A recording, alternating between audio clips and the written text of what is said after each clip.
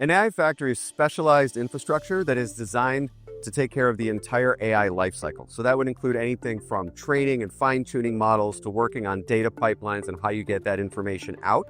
The ultimate output of an AI factory is intelligence. If you compare an AI factory to a traditional data center, it's basically about fit for use and fit for purpose. An AI factory is purpose-built and designed for the use cases and the needs that AI has. That could be anything from training a core large language model, which is where we've seen many of the hyperscalers invest, a lot of the deals being made with the frontier model providers like OpenAI and Perplexity and Claude and the others. The way it differs from a traditional data center type of an architecture or data center deployment is that typically when a customer buys a GPU or a VM, it's a single instance, and the workload can be constrained to that virtual machine or to storage that's tied to that machine. As we look to that scale moving forward, that's where we believe that the centralized AI factory will really benefit from taking the intelligence that's generated and making it actionable at the edge. I think the big difference here is the coordination between hundreds of thousands of GPUs acting in unison, almost like a giant virtualized chipset, versus acting as kind of a single entity that can be used for an individual workload. So to turn intelligence that's generated by an AI factory into something where an enterprise can derive, return on investment, where a consumer would really be able to consume that intelligence, it really depends on the use case to determine whether and why you would want to move something from a factory to an edge. If I have a long-running process, an infrequent process of training a core model, that intelligence and that process doesn't need to move to the edge because there's no real-time requirement behind it. There are also examples like generative AI interfaces that stream tokens out when somebody prompts wanting some sort of an insight or information. And that use case typically is okay if you have a few seconds of streaming tokens so that you get to an answer in somewhat of a conversational style or something that makes it feel like AI is thinking. When we look at real-time use cases though, things like physical AI if I'm in a connected vehicle, if I'm a retailer engaging a customer on recommendation engines, if I'm consuming 4K video or 8K video in a sporting venue or for some other, real-time scene capture, and I need to egress that information to a number of different viewers, this requires real-time AI processing and output. And for that, we have a speed of light problem getting back to centralized AI factories. We have a challenge where a lot of the hardware, the GPUs that are deployed to those factories are really designed for those longer running, heavier weight processes versus real-time inference workloads.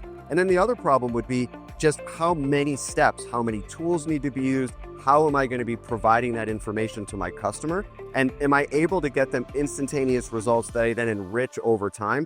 The reason why it's important to extend inferencing beyond a centralized data center is because as soon as we move to the agentic web and we start making real-world applications more intelligent, latency matters. We've seen with the history and the evolution of the internet that most applications and services start with a centralized architecture. Even the first websites were all built off of a single origin until things like CDN caching came along. We saw the same pattern repeat itself as customers went from monolithic applications and services to microservices that run closer to the user. That requires the coordination, the context, and the state management that really typically gets applied at that internet edge or at the device edge. And that's where companies like Akamai are looking to unlock the promise of AI factories by distributing that dense computing and that accelerated compute closer to users and closer to devices.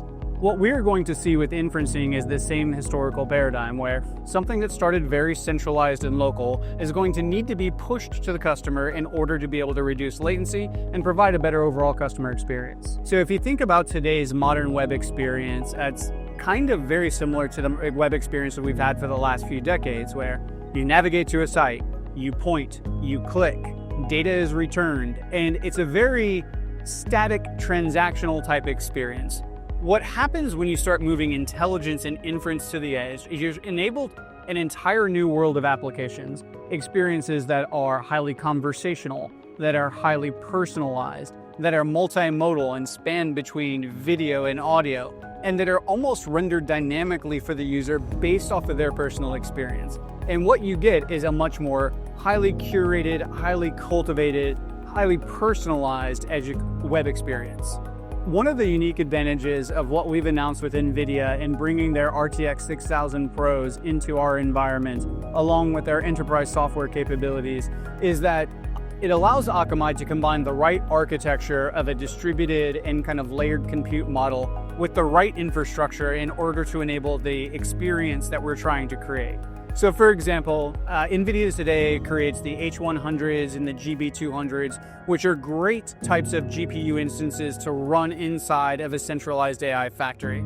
However, they don't offer the speed, the performance, or the cost advantage that you need when we start moving into use cases like real-time Gen AI or even distributed inferencing.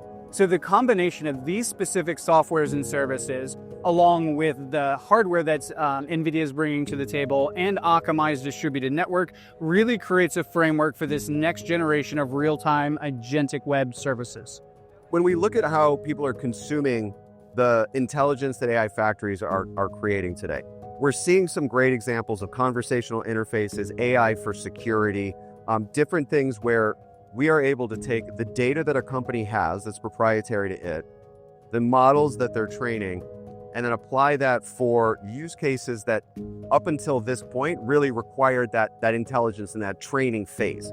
Jensen, during his keynote at GTC, talked a lot about 3 scaling phases for AI. There was the pre-training phase, which is what most of the industry is familiar with, training the frontier models basically, and other large language models for what we would use for centralized intelligence. From then we got to a post-training phase. Post-training is where we saw the second scaling, because now enterprises are looking to action that intelligence and put it to use through applications that they build, interfaces between them and other businesses, them and their user base, MCP servers that are opening up that intelligence so that multiple machines can connect and get that intelligence in a real-time fashion. And then from that scaling phase, we will move to a third and more complex scaling phase. This is where Jensen has said before that there will be a billion X consumption of compute capacity as we move from post-training to what he calls long thinking. But this is really multi-step inference. So it's where you don't just ask one question and get a response. You ask a question that could lead to a series of other inference tasks. It is the beginning of where we are seeing agents being applied for machine-to-machine communications, and where we really expect that is going to be a use case that will take off as more enterprises develop agents, as more consumers start to leverage agents, and agents generally become more pervasive. We're in the very early stages of that today. But then we also see a need for things like actually filtering my results, making sure that there's no hallucinations, adding guardrails, some human, some machine, to processes as they go out. And that's where we are learning and in the very infancy of what that represents as a scaling opportunity. But when we look at things like connected cities, physical AI, anything that we might do in sort of a hospital setting, if we go out onto the battlefield, we're here in GTC DC talking about public sector and defense considerations. All of these are going to require that third scaling phase to actually enable real-time AI in the proximity of where the context is derived and where the action is happening. I think one of the most critical things as we consider what to do with our AI factory investments, how to make new investments if we haven't made them yet as an industry, is really strategically, how does this help you move your business forward?